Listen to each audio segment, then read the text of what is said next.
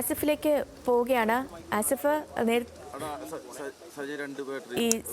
ഈ മേഖലയിൽ ഇപ്പോൾ രക്ഷാപ്രവർത്തനം എല്ലായിടത്തും നമ്മൾ ഈ പറഞ്ഞുകൊണ്ടിരിക്കുന്ന എല്ലാ മേഖലകളിലും രാവിലെ മുതൽ ഈ വേലിപ്പാല നിർമ്മാണമൊക്കെ ഇന്നലെ വൈകിയുമൊക്കെ സൈന്യം തുടരുന്നുണ്ടായിരുന്നു. അതുകൊണ്ട് തന്നെയാണ് ഇന്ന് വൈകുമെന്ന് വിചാരിച്ചിട്ട് പോലും ഒരു 10:30-11 മണിയോടുകൂടി പാലം നിർമ്മാണം പൂർത്തീകരിക്കാനാകുമെന്നൊരു ആത്മവിശ്വാസം ഇപ്പോൾ ഈ ഒരു സമയത്ത് സൈനികർ പ്രകടിപ്പിക്കുന്നതും. പാലം നിർമ്മാണം ഇന്നത്തെ ദിവസത്തിൽ, ദൗത്യം 3-ാം ദിവസത്തിൽ ഏറെ നിർണായകമാണ്. കാരണം ഇനി ഈ ഭാഗത്തേക്ക് വേണ്ടത് ആയുധങ്ങൾ എത്തിക്കുക എന്നുള്ളതാണ്. മണ്ണ് നീക്കിയുള്ള മനുഷ്യസാധ്യമായ പരിശോധനകളെല്ലാം തന്നെ ഇന്നലെ അടക്കം നടത്തിയിരുന്നു. ഇന്ന് രാവിലെയും അത് തന്നെയാണ് നടത്തുന്നത്. പക്ഷേ ഈ മേഖലയിലേക്ക് യന്ത്രസാമഗ്രികൾ എത്തിക്കേണ്ടതുണ്ട്, കൂടുതൽ ആയുധങ്ങൾ എത്തിക്കേണ്ടതുണ്ട്. അതിന് ബെയിലി പാലം പൂർത്തിയാക്കുക എന്നുള്ളത് ഈ ദിവസത്തിൽ, ഈ രക്ഷാദൗത്യം 3-ാം ദിവസത്തിൽ നിൽക്കുമ്പോൾ ഏറെ നിർണായകമാണ്. ഇന്ന് ഈ ദൗത്യത്തിൽ എന്തെങ്കിലുമൊക്കെ ഒരു ഏറ്റവും വേഗം ഈ ദൗത്യം പൂർത്തീകരിക്കേണ്ടതുണ്ട്. അതുകൊണ്ട് തന്നെ ഈ ദിവസം നിർണായകവുമാണ്.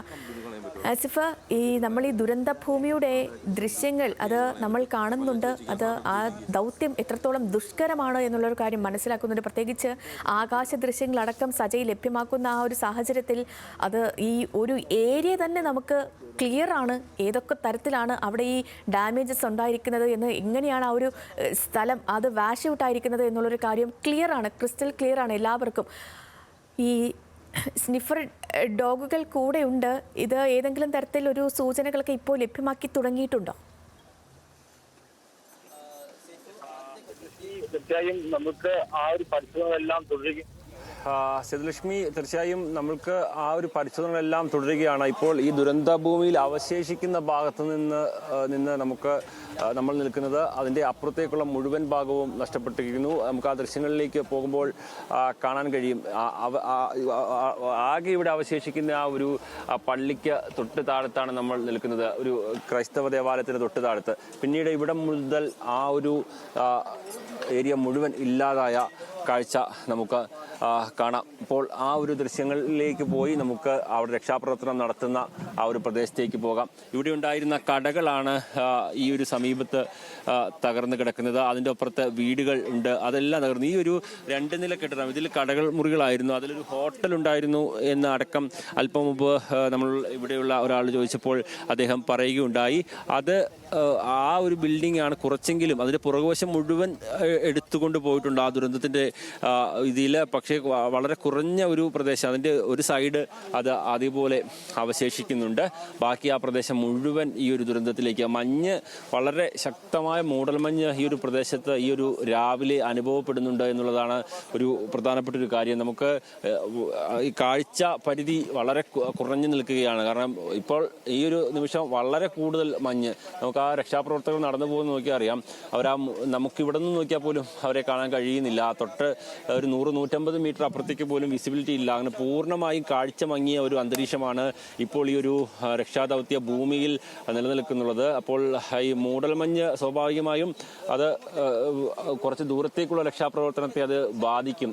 കാരണം നമുക്ക് ആ പുഴയിലേക്കൊക്കെയുള്ള ഇറങ്ങിയുള്ള രക്ഷാപ്രവർത്തനത്തെ മൂടൽമഞ്ഞ് ബാധിക്കും. ഇപ്പോൾ നമ്മൾ നിൽക്കുന്ന പ്രദേശത്തടക്കം മൂടൽമഞ്ഞ് ഇങ്ങനെ വന്ന് മൂടുന്ന ഒരു സാഹചര്യമുണ്ട്. അപ്പോൾ അത് രക്ഷാപ്രവർത്തനം നടത്തുന്നത് അത് ദുഷ്കരമായ ഒരു സാഹചര്യം ഉണ്ടാകും. വളരെ ചെറിയൊരു ചാറ്റൽ മഴ നിന്നാൽ ഈ ഒരു മൂടൽമഞ്ഞ് മാറിപ്പോകുന്നത് നമുക്ക് കാണാം. അപ്പോൾ ഈ സമയത്ത് പക്ഷേ മഴയൊന്ന് ജസ്റ്റ് ഒന്ന് കുറഞ്ഞാൽ അപ്പം തന്നെ മൂടൽമഞ്ഞ് വന്ന് ഈ ഒരു മലനിരകൾ മുഴുവൻ മൂടിപ്പോകുന്ന ഒരു സാഹചര്യമാണ്. ഡോഗ് സ്ക്വാഡിൻ്റെ പരിശോധന ആ ഒരു സമയത്തും അവിടെ തുറന്നുകൊണ്ട് ഇരിക്കുകയാണ്. രണ്ട് നായകളുടെ സേവനമാണ് ഇത്തരത്തിൽ നമുക്ക് ഇവിടെ ലഭിച്ചുകൊണ്ടിരിക്കുന്നത്. ഡോഗ് സ്ക്വാഡിലെ 2 സേവനം അവിടെ നമുക്ക് ഉപയോഗപ്പെടുത്തുന്നുണ്ട് സൈന്യം. അത് പ്രധാനമായും നേരത്തെ നമ്മൾ പറഞ്ഞ ആ കെട്ടിടത്തിൻ്റെ മേൽക്കൂര ഇപ്പോൾ പരമാവധി പൊളിച്ചു മാറ്റി ഉള്ളിലേക്ക് കയറാൻ കഴിയുമോ എന്നുള്ള പരിശോധനയാണ് നടക്കുന്നത്. ആ ബിൽഡിങ്ങിൽ ആളുകൾ ഇല്ലാതിരിക്കാനുള്ള ഒരു സാധ്യതയും നമ്മൾ കാണുന്നില്ല. അത് ഇന്നലെ മുതൽ തന്നെ നമ്മൾ ആ ഒരു ബിൽഡിംഗ് മാർക്ക് ചെയ്തതാണ്. പക്ഷെ നമുക്ക് അതിൻ്റെ അകത്തേക്ക് കയറാൻ കഴിയുന്ന സാഹചര്യം ഉണ്ടായിരുന്നില്ല എന്നുള്ളൊരു പ്രശ്നം ഇന്നലെ നിലനിൽക്കുന്നുണ്ട്. ഇന്നും അതിനെ അതിജീവിക്കാൻ തന്നെയാണ് നമ്മൾ ശ്രമിച്ചുകൊണ്ട് ഇരിക്കുന്നത്. അത് എത്രത്തോളം അത് പൊളിച്ച് ഉള്ളിലേക്ക് ഇറങ്ങാൻ കഴിയും, ഉള്ളിൽ ഇറങ്ങിക്കഴിഞ്ഞാൽ തന്നെ അതിൻ്റെ ഉള്ളിൽ നിന്നുള്ള രക്ഷാപ്രവർത്തനം സാധ്യമാവുക. പുറകിൽ കൂടി സാധ്യമാവുന്ന വഴിയിൽ കൂടിയുള്ള പരിശോധന നമ്മൾ പൂർത്തിയാക്കിയിരുന്നു. പക്ഷേ ഈ ഒരു മേൽക്കൂര വന്ന് തകർന്ന് താഴേക്ക് ഇരിക്കുകയാണ്. അപ്പോൾ അത് മാറ്റിയാൽ അവിടെ ആളുകൾ ഉണ്ടാകാനുള്ള ഒരു സാധ്യത നമ്മൾ കാണുന്നുണ്ട്. മാത്രമല്ല ഒരു പക്ഷേ നമ്മൾ പല ഇതുപോലെ ദുരന്ത ഭൂമികളിൽ നിന്നും നമ്മൾ 2-3 ദിവസം കഴിഞ്ഞും ഈ തകർന്ന കെട്ടിടത്തിൻ്റെ അടിയിൽ ജീവിതവുമായി ആളുകളെ കണ്ടെടുത്തിട്ടുണ്ട്, ജീവനുമായി ആളുകളെ കണ്ടെടുത്തിട്ടുണ്ട്. അപ്പോൾ ആ ഒരു സാധ്യതകൾ നമ്മൾ ഇതുവരെയായിട്ട് നമ്മൾ ഒരു കാരണവശാലും തള്ളിക്കളയുന്നില്ല. ആ സാധ്യതകൾ മുൻനിർത്തിക്കൊണ്ട് തന്നെയാണ് നമ്മളുടെ പരിശോധന മുന്നോട്ട് പോകുന്നത്. നമ്മളോട് അല്പം മുമ്പ് സംസാരിച്ചപ്പോൾ വനം മന്ത്രി അടക്കം അത് വ്യക്തമാക്കിയിരുന്നു. നമ്മൾ അങ്ങനെ ഒരു സാധ്യതകളും തള്ളിക്കളയാതെയുള്ള പരിശോധനയാണ്. കാരണം ഒരു പക്ഷേ ആ ബിൽഡിങ്ങിൻ്റെ ഉള്ളിൽ ഒരു സുരക്ഷിതമായ ഒരു സ്പേസ് ഉണ്ടാവട്ടെ, അങ്ങനെ ഒരു സ്പേസ് ഉണ്ടെങ്കിൽ അവിടെ ആരെങ്കിലും അങ്ങനെ ആ ജീവനുമായി അവിടെ നിൽക്കുന്നുണ്ടോ എന്നുള്ള ഒരു പരിശോധന അടക്കം നമുക്ക് നടത്തേണ്ടതുണ്ട്. അത്തരത്തിൽ സാധ്യമാകുന്ന ഓരോ ബിൽഡിങ്ങുകളും നമ്മൾ മാർക്ക് ചെയ്തുകൊണ്ട് പരിശോധന. പക്ഷേ ദുഷ്കരമായി നമുക്കുള്ളിലേക്ക് പോകാൻ കഴിയാത്ത അതീവ ദുഃഖകരമായ സാഹചര്യം നമുക്കുണ്ടായിരുന്നു. ഇന്നലെ പോലും നമ്മൾ മറ്റ് കട്ടറുകളും മറ്റ് കാര്യങ്ങളും കൊണ്ടാണ് പല ബിൽഡിങ്ങുകളുടെയും ഉള്ളിലേക്ക് നമുക്ക് ഇറങ്ങാൻ കഴിഞ്ഞത്.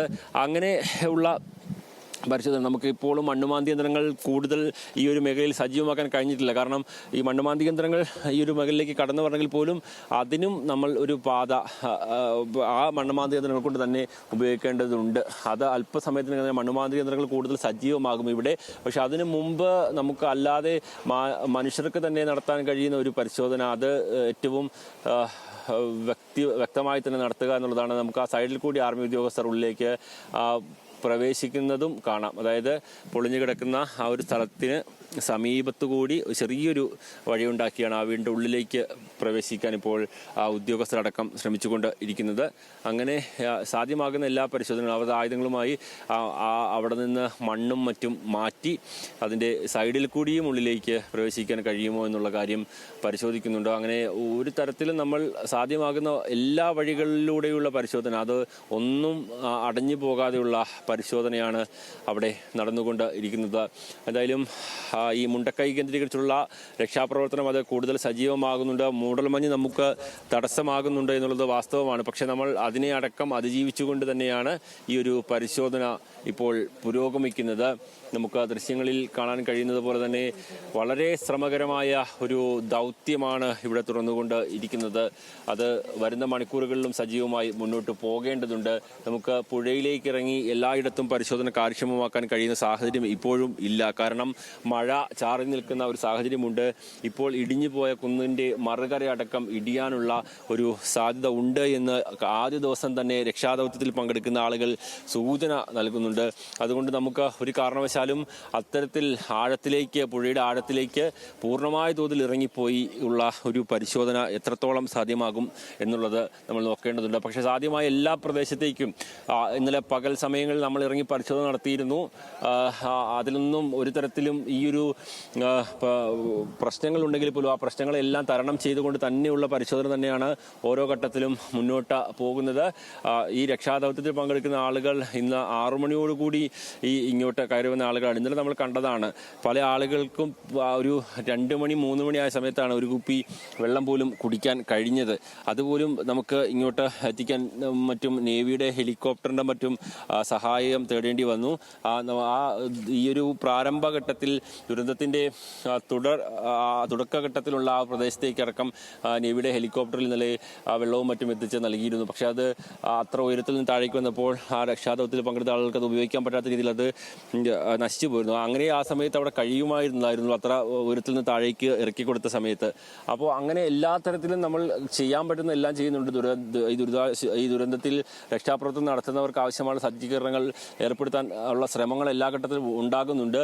അപ്പോൾ പോലും ചില ഘട്ടങ്ങളിൽ നമുക്ക് നമ്മുടെ സാഹചര്യങ്ങൾ കൊണ്ട് അങ്ങോട്ട് എല്ലാ പ്രദേശത്തേക്കും എത്താൻ കഴിയില്ല. പക്ഷെ അതൊന്നും ഇവർ കാര്യമാക്കുന്നില്ല. എല്ലാ അവശതകളും വിഷമങ്ങളും മാറ്റിവെച്ചുകൊണ്ട് ഈ ഒരു രക്ഷാപ്രവർത്തനത്തിന് മാത്രം ആണ് ഈ കൂടുതൽ ശ്രദ്ധ നൽകിക്കൊണ്ട് ഇരിക്കുന്നത്. അത് ആ ഒരു മനുഷ്യരെ കണ്ടെത്താനുള്ള ഒരു വലിയ കൂട്ടം ആളുകളുടെ ഒരു ശ്രമം, തങ്ങളുടെ സഹജീവികൾ നഷ്ടപ്പെട്ടു എന്നറിഞ്ഞ് അതിലേക്ക് ഓടിയെത്തിയ ഒരു കൂട്ടം ആളുകളെ തന്നെയാണ് നമുക്ക് ഈ ദുരന്തഭൂമിയിൽ നിന്ന് കാണാൻ കഴിയുന്നത്. സഹലക്ഷ്മി, അതിനകത്ത് ഏറ്റവും പ്രധാനപ്പെട്ടത് ഇന്നലെ ഒരു മാതാവ് പ്രതികരിക്കുന്നത്, മാധ്യമങ്ങളോട് ദുരിതാശ്വാസ ക്യാമ്പിൽ നിന്ന് പ്രതികരിക്കുന്നത് കണ്ടതാണ്. അതിനെ എടുത്തു പറയുന്നതിന് കാര്യം എത്രത്തോളം ആ ദുരന്തഭൂമിയിലെ ആളുകൾ പോലും ആ രക്ഷാദൗത്യത്തിൽ പങ്കാളികളാകാൻ പുലർച്ചെ ശ്രമിച്ചിരുന്നു എന്നുള്ളതാണ്. ആ ഒരു മാതാവിൻ്റെ മകനെ നഷ്ടപ്പെട്ടത് ആദ്യഘട്ടത്തിൽ ഉരുൾപൊട്ടലുണ്ടായതായി അറിയുന്നു.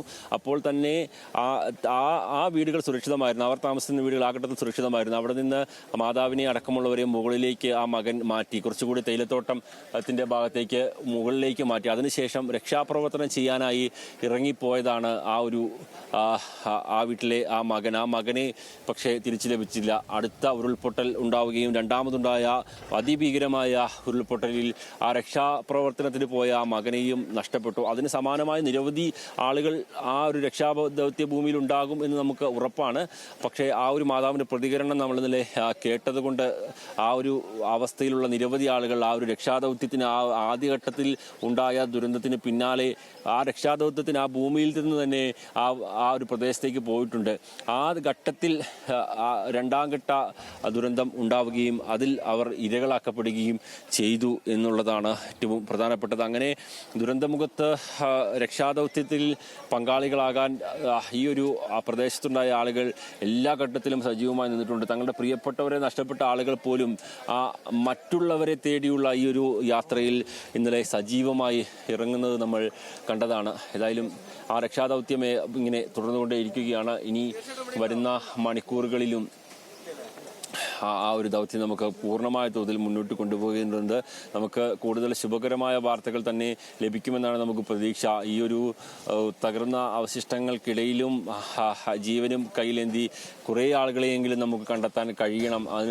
സൂചിപ്പിച്ചതുപോലെ തന്നെ മുണ്ടക്കയിലുണ്ടായ മണ്ണിടിച്ചിലിൽ 3-ാം ദിനവും ദൗത്യം ആരംഭിച്ചിരിക്കുകയാണ്. രക്ഷാപ്രവർത്തനത്തിനായി സൈന്യം പുറപ്പെട്ടതാണ് ദൃശ്യങ്ങളിൽ കാണുന്നത്. മുണ്ടക്കൈ ഭാഗത്തേക്കാണ് സൈന്യം എത്തുക. ഇവർക്കൊപ്പം പ്രത്യേക പരിശീലനം ലഭിച്ച ഡോഗ് സ്ക്വാഡ് ഉണ്ട്. കഡാവർ ഡോഗുകളെ ഉപയോഗിച്ചുള്ള പരിശോധന തെരച്ചിലായിരിക്കും ഇന്ന് നടക്കുന്നത്.